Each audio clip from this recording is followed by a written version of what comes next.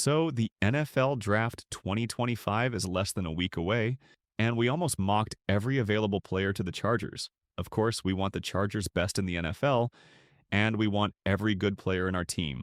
But honestly, this is not possible. So now, as we are close to the draft, we need to identify those realistic first-round targets for the Chargers. It is also important to know because without this, we can't predict later round strategy. In another video, I am also going to share some later round best sleeper steals, so must watch this after this video.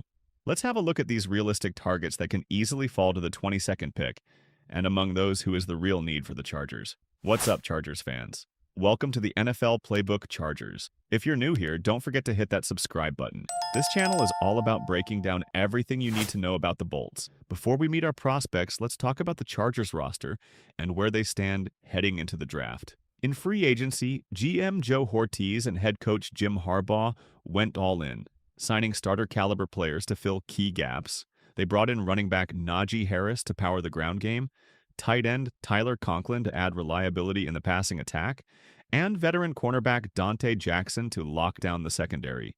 These moves give the Chargers flexibility to focus on the best player available. But one position sticks out like a sore thumb: defensive tackle. The Bolts let Poona Ford walk to the Rams, re-signed Tier Tart, and added depth pieces like Naquan Jones and Deshaun Hand. But let's be real, none of these guys are delivering the kind of impact Poona Ford brought last season. Without a dominant force in the middle, the defensive line is a weak link, and that's likely where the Chargers will aim their first-round dart. Let's meet the four players who could be wearing lightning bolts come draft night. First up is Kenneth Grant, a 6'3", 340-pound mountain of a man from Michigan. This guy is a Chargers dream come true, and here's why. His college head coach Jim Harbaugh, defensive coordinator Jesse Minter, and defensive line coach Mike Elston are all part of the Chargers staff now, giving Kenneth Grant a direct pipeline to Los Angeles. Jim Harbaugh didn't hold back, calling Kenneth Grant a gift from the football gods, and it's easy to see why. He's a classic nose tackle who eats up double teams, stuffs the run, and collapses pockets with raw power. Some scouts expected freakish athleticism at the combine, but his testing was more solid than spectacular, which could push him out of the top 15 and right into the Chargers' range at 22. If you're picturing a defense that bullies opponents in the trenches, Kenneth Grant is the guy to make it happen. He's not just a need, he's a tone setter for the entire unit. But what if Kenneth Grant gets snatched up before 22? Don't worry, because Oregon's Derrick Harmon is another defensive tackle who could be a perfect fit. Derrick Harmon transferred from Michigan State to Oregon last season and immediately turned heads as a disruptive force on the Ducks' defensive line. Unlike Kenneth Grant, who's more of a space-eating run stopper, Derrick Harmon brings elite pass-rushing skills from the interior.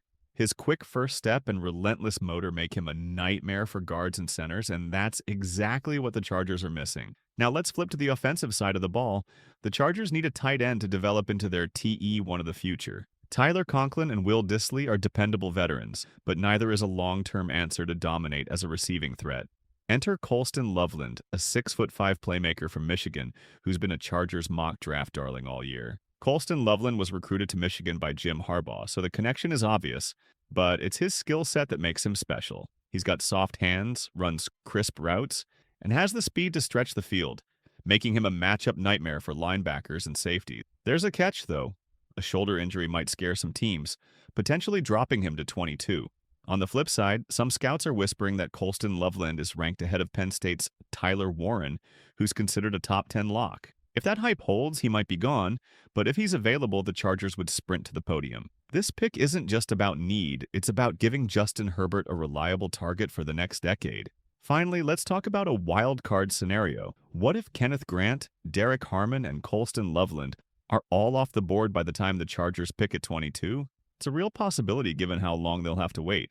In that case, the best player available might be North Carolina's Omarion Hampton, a running back who could electrify the Chargers' offense. I know what you're thinking. Taking a running back in the first round is a tough sell, especially in a draft class loaded with RB talent. But hear me out. Omarion Hampton is a 3-down back with elite vision, bruising power, and breakaway speed. He's the perfect complement to Najee Harris, who's on a 1-year deal and might not be back in 2026. Omarion Hampton would give the Chargers a long-term backfield anchor, keeping defenses honest and taking pressure off Justin Herbert. So what's the Chargers' most critical need?